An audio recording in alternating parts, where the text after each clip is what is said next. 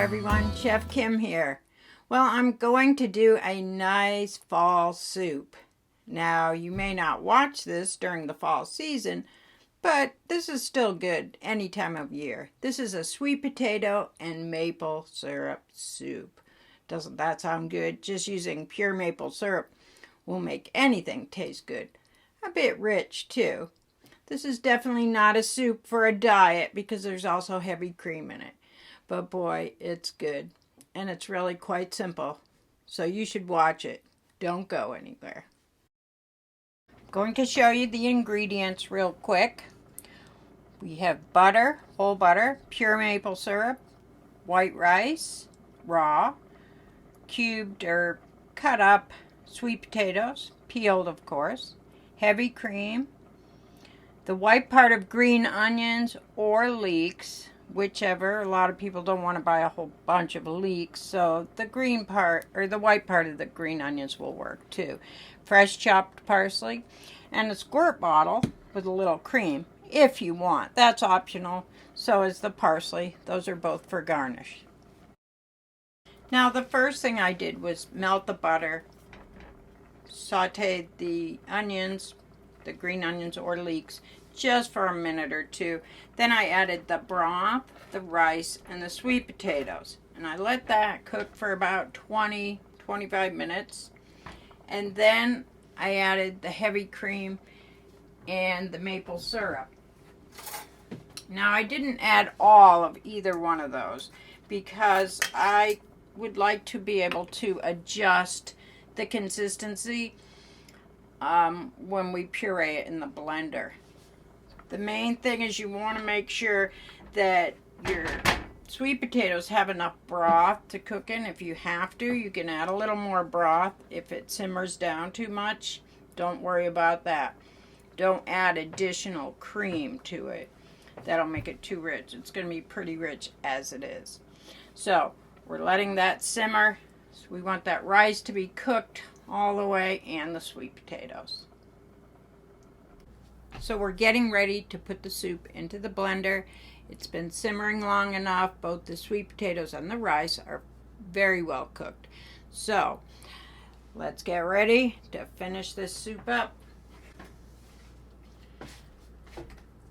Now the rice makes it very thick. So let's see, pull this out a little. And you must have the blender versus a food processor because it purees much better. You can't get the rice pureed up good enough if you use a food processor. So I'm going to put a little more maple syrup in, a little more cream. And if you don't want it to be any richer, you can use milk or some more chicken broth. So let's get ready to blend it up. I want to give it a check for taste and consistency.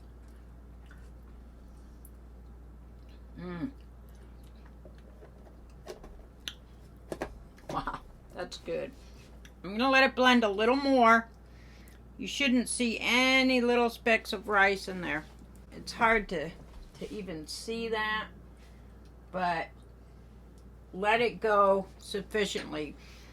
It's not going to hurt it to blend too much. Oh, it's gorgeous now.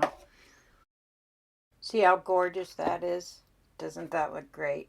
Now, better to overblend than not blend enough. And you can always thin it down, even out of the blender at this. You know, once you initially blended it and it's nice and smooth, you don't have to have it in the blender in order to add more liquid. See how smooth that is now? So make sure that you do it sufficiently. Add some more liquid to it if you think it needs it. So that's the end. That's the soup. Sweet potato and maple.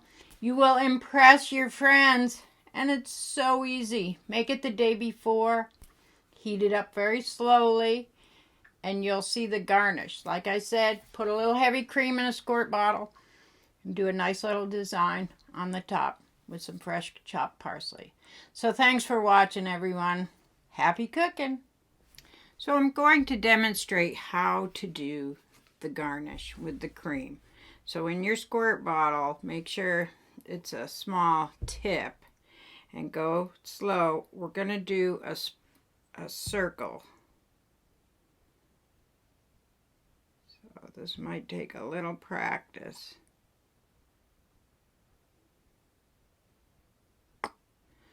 Okay, so you see how I have it, right?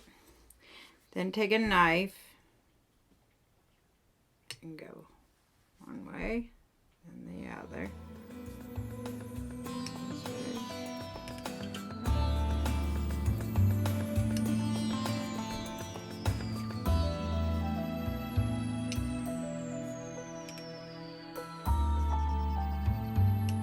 This is a great decoration.